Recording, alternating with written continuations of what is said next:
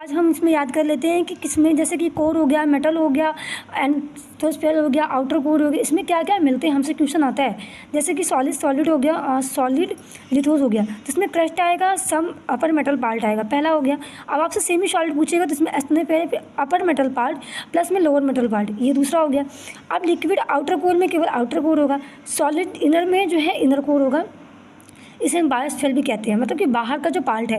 अब बात कर लेते हैं क्रस्ट जो है O2 में होगा, आयरन जो है 5% होगा, अर्थक्वेक मतलब भूकंप हो गया, इसकी डिस्टिंग यहाँ पे कौन है, यहाँ पे एस्टोनोफियर दिखाया गया है। अब एपी सेंटर की बात करते हैं, एपी सेंटर जो है ये मतलब कि विनाशकारी होता है, ठीक है, यहाँ पे फोकस लगेगा, इसको हम भूकंप मूल भी कह सकते हैं। ये इसका जो है इंटीरियर पार्ट हो गया, ओके। अब हम यहाँ पे इसकी वेव की बात कर लेते हैं। यहाँ पे मैंने सब कुछ बताया हुआ है, जैसे वेव तरंगे होगी तो बॉडी वेव है, सिस्मिक वेव है और फोकस है, ठीक है। सरफेस वेव में ये आपका ईपी सेंटर से फोर्स लगेगा, एंड बॉडी वेव को हम पी वेव कहते हैं, फिर हाइपो सेंटर कहते हैं। फिर यहाँ पे मैंने लिखा हुआ संपीड़न भी कहते हैं, फैलाव भी होते हैं। फिर यहाँ डायरेक्शन समांतर जाती है, और इसकी जो चाल होती थी आपको बता दूँ कि जब भी भूकंप आता है सबसे पहले पी रेंज आती है, उसके बाद आपकी एस जाती है, लेकिन रिकॉर्ड सबसे पहले पी वेव को किया जाता है, ये इंपॉर्टेंट है। अब बात कर लेते हैं सेमी सॉलिड लिक्विड गैस, ये किसका है, तो ये पी वेव की है। पी वेव कैसी होती है, सेमी सॉलिड भी होती है, लिक्विड भी होती है एंड गैस भी होती है। अब ये कैसी होती है, लॉन्गिट्यूडनल मतलब अनुदैर्ध्य तरंग होती है। अब ये जिसकी ध्वनि तरंग मतलब साउंड वेव होती है, इसमें प्रेशर वेव भी होता है। बात कर लेते हैं एस वेव की, तो एस वेव में डायरेक्शन होता है, मतलब ऊपर नीचे होती है, जैसे कि आप मैंने बताया हुआ है, ट्रांसफर होती है, और इसके बाद ये सिर्फ सॉलिड होती है, ये लाइट वेव होती है, ये केवल सॉलिड होती है, और ये गैस और लिक्विड दोनों होती है। ये स्लो फोकस करती है, प्लस में ईपी सेंटर, ठीक है।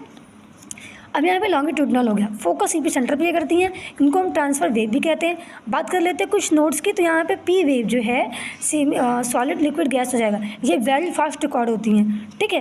एस वेव ओनली सॉलिड होती है, यहाँ पे मैंने लिखा हुआ है, फोकस ईपी सेंटर पे करती है, नंबर 3 हो गया। वेरी हाल्म होती है, मतलब जो आपकी पी वेव है वो हाल्म होती है, और जो लव वेव है मतलब एल वेव है वो भी हाल्म होती है, ठीक है। फिर फोकस जो करती है, उसके बाद पी वेव है जो फास्टली रिकॉर्ड की जाती है, एस वेव स्लो होती है। फिर ये आपका जो विनाशकारी तरंग है, ये आपकी एल और पी है, यहाँ पर मैंने मेंशन किया हुआ है। अब बात से आती है यहाँ पे, तो डिसकंटिन्यूटी मतलब मोह असंबंधता, जैसे कि क्रस्ट हो गया तो अपर क्रस्ट है, मेटल हो गया यहाँ पे, तो आपका ये लोअर क्रस्ट हो जाएगा। उसके बाद रेडियस हो गया तो यहाँ पे क्रस्ट हो जाएगा, फिर उसके बाद ये लोवेस्ट हो जाएगा, मतलब मेटल, और अपर मेटल लोअर मेटल कंसिस्ट हो जाएगा। यहाँ पे गैस है, यहाँ पे कोर और इनर हो जाएगा। अब यहाँ पे पूछा हुआ है कि आपका अपर कोर हो जाएगा और अपर मेटल हो जाएगा, लोअर मेटल अपर कोर। अब यहाँ पे कन्वर्जेंस एंड डाइवर्जेंट का फॉर्म आएगा। सो फ्रेंड्स, अभी हमने आज आपको भूकंप के बारे में बताया, और इसकी थ्री वेव को मैंने एक्सप्लेन किया कैसे